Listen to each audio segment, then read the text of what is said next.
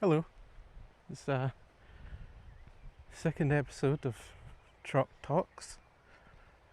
It's currently coming up for 9 p.m.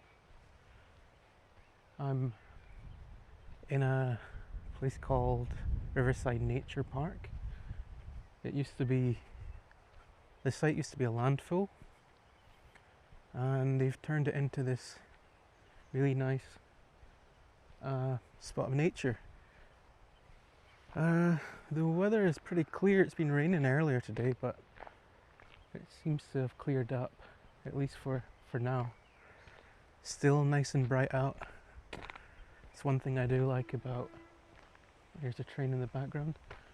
That's one thing I do like about Scotland is this time of year it's just always nice and bright, no matter the time really. I'm not too sure what I was going to talk about today. I didn't really have much of a plan. I've not really had a plan for any of these. But yeah, I've kind of been struggling a little bit this week to just do anything. I've kind of been in a bit of a slump. Yeah, I guess if the theme for the first episode was the hardest part is getting started, I guess the theme for this second episode is the hardest part is keeping on going. I saw an interesting video by a woman, I can't quite remember her name, and she said that whenever she's working on a creative project, she needs to move faster than the speed of doubt. And I really kind of resonate with that, because as soon as I start thinking too much about something that I'm working on, I do let doubt kind of creep in and put me off continuing. But yeah, I decided to get my feet in my shoes, head out, and go for a trot. Yeah. This week, like I say, I've been in a bit of a slump. I'm struggling for motivation, but one thing that I always need to keep in mind is that motivation, doing things creates the motivation, rather than just waiting around for motivation to spring up. I need to actually put in an effort, and eventually that doesn't feel like much of an effort once you've got the momentum going. But yeah, I think expecting to sort of jump from a standing start is kind of an insane mindset to have, because that only happens once in a blue moon. It's much easier to jump if you've got some momentum behind you. And I guess that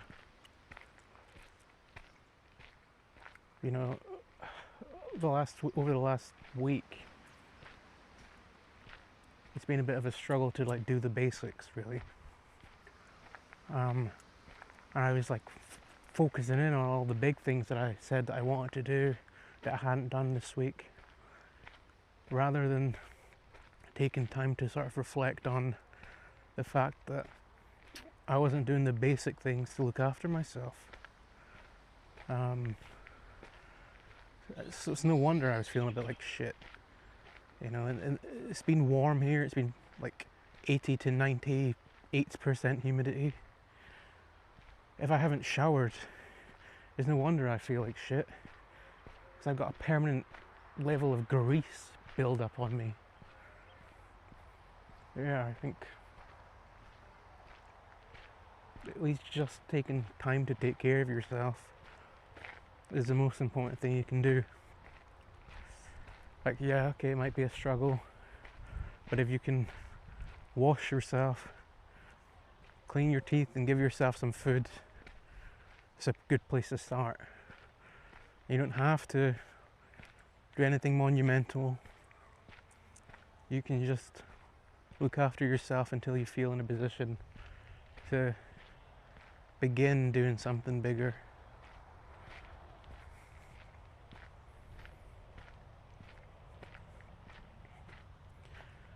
There's a lot of cloud overhead, quite dark clouds. But up ahead there's a ray of sunshine sort of breaking through the clouds.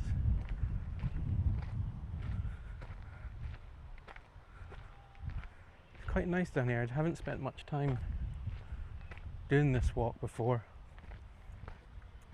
I don't know why. There's a nice crow. There's some sort of,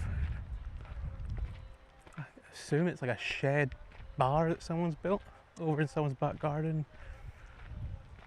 So if you can hear any music over there, that's where that's coming from. But yeah, like I say, I've not got much of a plan. I mean, this whole thing is sort of planless, which is probably a bit to my detriment.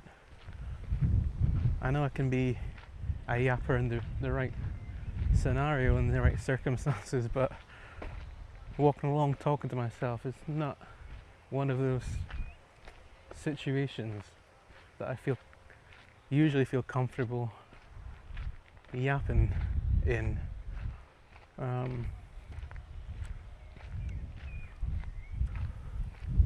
was thinking, you know, I mean, I published the last one almost a week ago. It was, like I said, I was lacking a lot of motivation and just umph to really do anything. But I thought about kind of reminding myself of why I'm doing it. You know, I had a lot of doubt creeping in. But I think it's important to remind yourself why you're wanting to do something, why you want to do something that's a little bit out there or a bit weird. And for me, it's just an opportunity to get out in nature, explore places that I've never explored before, put myself out of my comfort zone. You know, it's a skill that I have to learn, kind of talking off the cuff and feeling comfortable walking around with a microphone or a recorder, field recorder. If I bump into people, I'm going to get a strange look, but oh well. But yeah, the point is that I'm putting myself out there, being open, giving myself a chance to vent and share what's on my mind, giving myself a reason to keep walking and being active. And maybe there is people that will listen. Maybe there is people that find value in having some sort of sound that maybe helps them to sleep or helps them feel, I don't know, comfortable if they're out walking on their own. I gotta say, I'm not sure about doing this on my own in winter. It's a bit isolated. And when the dark nights roll in, I don't know how fun it would be doing this.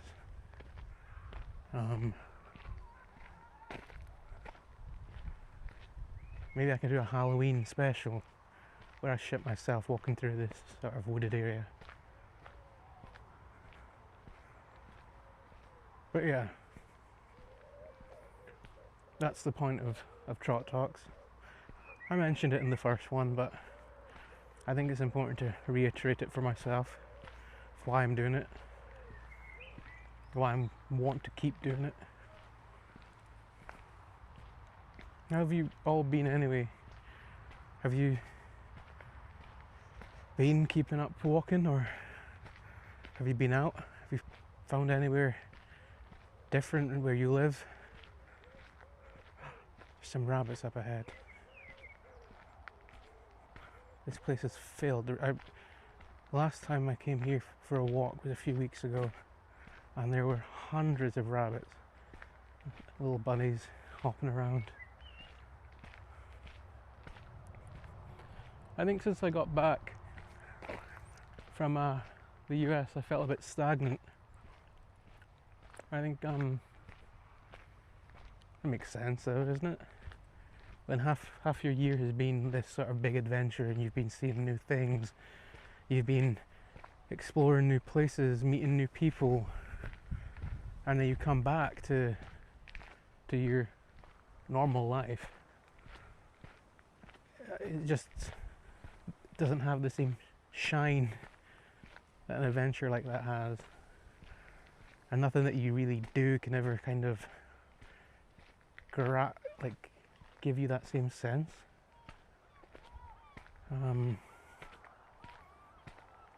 I think you can live like a tourist in your own country, in your own city, but really the sites that you go and visit will really never have the same shine as a site in another country that's brand new to you, that has some novelty.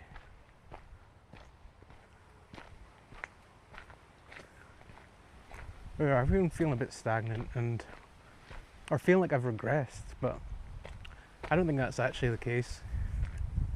I think that if I compare myself to where I was last year, well, yeah, I've maybe gone backwards in the number of steps I'm taking or the amount of things that I'm doing each day compared to the previous 6 months, but that was an entirely different environment. The environment allowed for that. Whereas here, when you don't have much to do each day, you kind of got to come up with it yourself. I think I'm doing pretty well. I'm still advancing in a way compared to myself 1 year ago.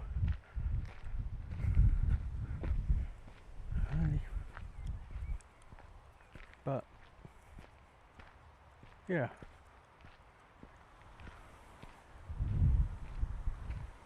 and I think it's hard not to sort of try and live within your nostalgia of some place or some event. You know, if it's such a good memory to have, it's really easy to always want to kind of compare to it or sort of live within that memory, but you can't really do that. I think you can't really do that. You can't live within nostalgia. You've got to get out there and make new memories that you look back fondly on, meet new people, reconnect with old friends and loved ones.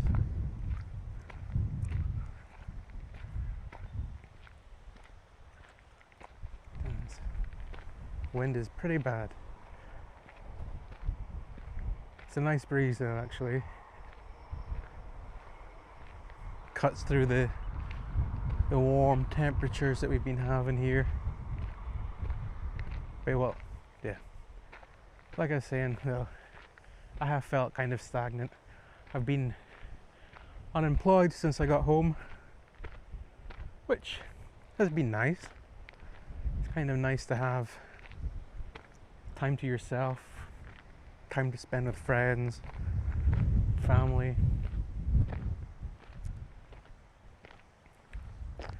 And let's go over to the right here, around the riverfront. Yeah, nice to have time to spend with friends and family.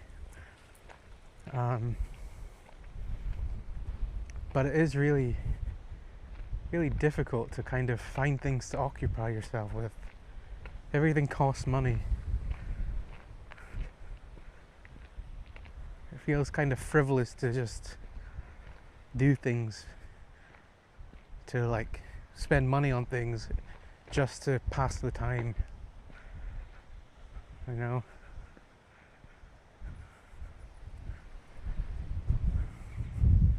There's not much free things to do. I suppose there's nature and getting out, Yeah. I suppose there's nature. I can keep doing this, exploring places, but there's only so many walks you can do.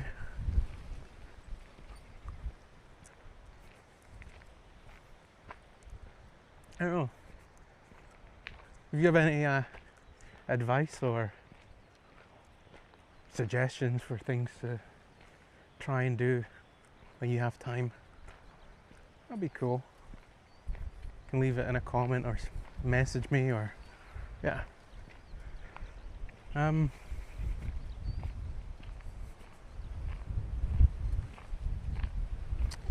But I have been looking for jobs. It hasn't been like an urgent matter, to be fair. I'm not like urgently looking for employment. It's not a matter of life and death at the moment. It would be nice to have something to do though, like it's part-time.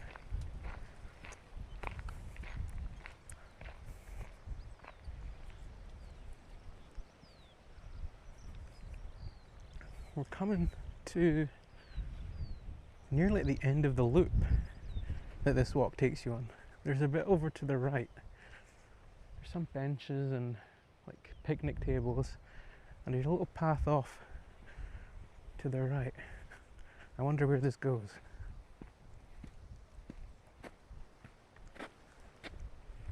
Oh wow, okay. It's just an overlook.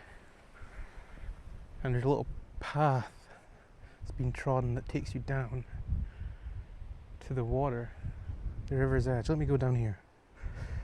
I'll try not to fall and embarrass myself. There's some stinging nettles here. Lots of thistles to get jagged on.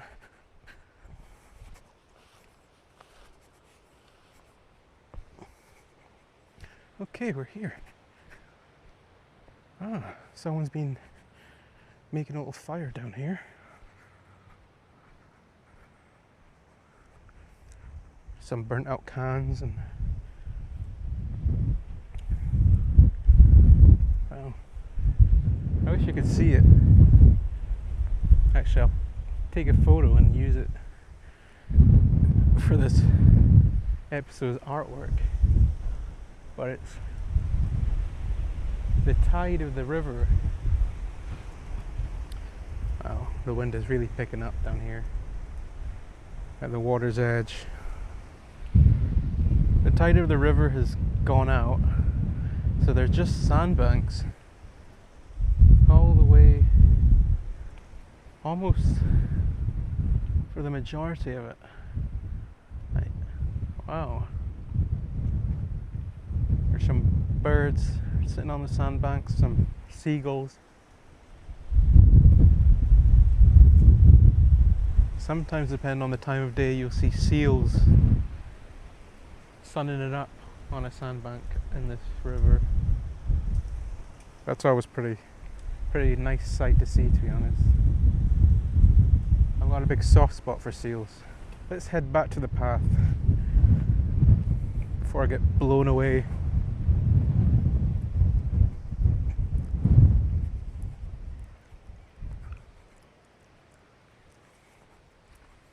Over the fence, through the nettles and all the jaggy bushes. Oh, putting my life at risk for this podcast. Okay, over the fence again, up the little hill.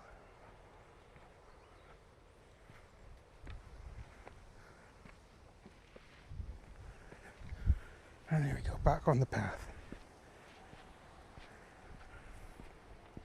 Oh, there's a train over there. Going through a little village. Yes, okay, we're back on the path. Back en route. So it's not been a very long walk. We're almost back to where we started. But it's been a Nice to just get out in nature. Look at all the birds. Look at all the plants and the flowers. It's always nice. See the bunnies, the rabbits. There's always a nice time of year for that. When everything's kind of blooming and colourful and bright.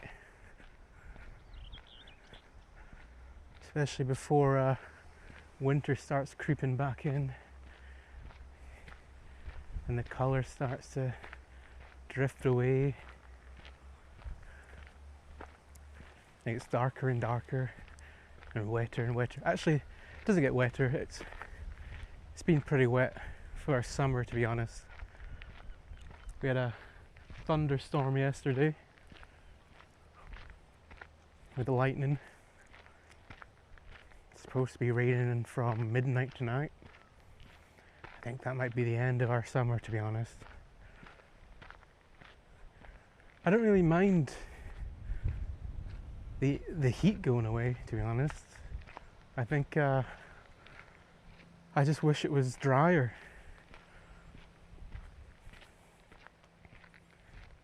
Because as soon as it comes to like September, it just gets wetter and wetter. And you feel like you can't really do much.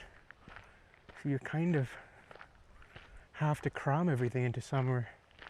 So you kind of feel like if you haven't done everything you wanted to, it's been a bit of a failure. Forgetting that, you know, summertime comes again next year. Or if you're smart, you can go to the other hemisphere and have 2 summers. Or if you don't like summer that much, you can do it in reverse. You can go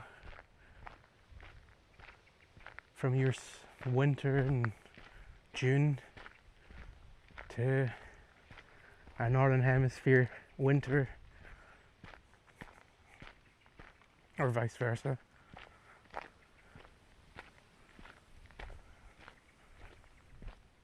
I actually think one thing that I like about the UK, apart from obviously we're in the middle of a bit of a heat wave, but in general, the weather doesn't get that extreme. You know, having months and months and months of snow in Vermont, which wasn't nice to look at, don't get me wrong. At least it was a scenic winter, and it was a bit brighter out than it is during our winter. It did kind of make it hard to do much. Whereas here, you just don't want to do anything because it's kind of depressing. But you can. You're not snowed in. You're not walking to the pub in minus 30 Celsius with freezing rain and your mustache frozen. You're just arriving at the pub soaked through like a drowned rat. Because it's been torrential rain for the past 7 months or something, I don't know.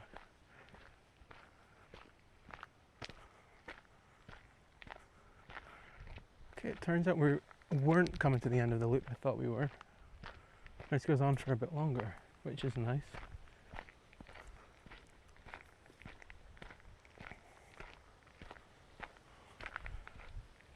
I've been using a different recorder for this episode. Rather than my field recorder, which is a bit more bulky, I've got this little clip-on lapel microphone thing, which is a bit more low profile. I feel like I don't know, it's just the case that I've done it before, so it's maybe a bit easier now. But I do feel a bit less inhibited, a bit less self-conscious. So I feel like I'm able to ramble a bit more. Although, how much of it's coherent, I have no idea.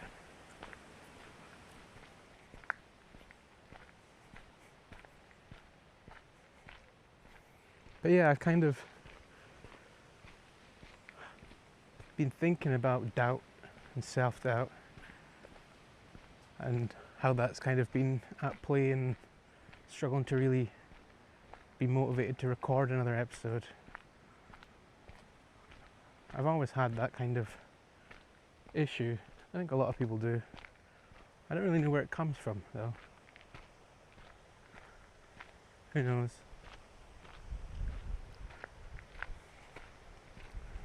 Maybe we'll explore it again. Maybe we'll explore it again on the next episode or a future episode.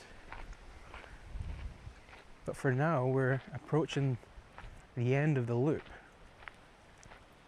We've been going for 30 minutes, which isn't so bad. We walked 1.8 kilometers if you're walking along.